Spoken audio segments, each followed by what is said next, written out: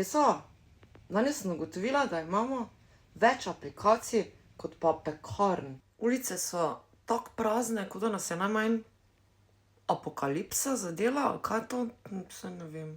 Morda so ljudje izumrli? Ne, samo svipamo od doma v trenerkah. Aha, torej parjanje vrste Homo sapiens poteka prek kamere. Ampak najprej je videoklic. Potem filter, potem še filter za filter. Na koncu pa vidiš psa z rožnatimi ušesami, ki ti reče: živjo, jaz sem Marko. In Marko obstaja? Ne vem, mogoče je AI, mogoče je poročen, mogoče je njegov avatar. Na mojem planetu duhovi pridejo vsa osebno strašiti.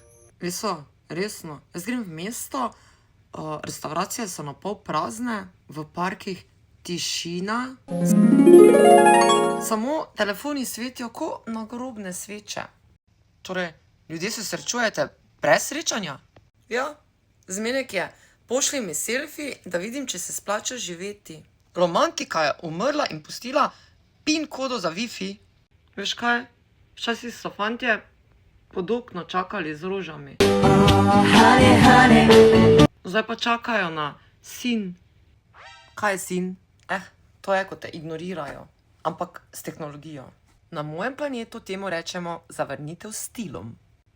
Najbolj grozno pa je, da je na aplikaciji 500 ljudi, v resnici pa nobenega. Kot supermarket brez hrane, kot Kitajska brez zida, samo reklama.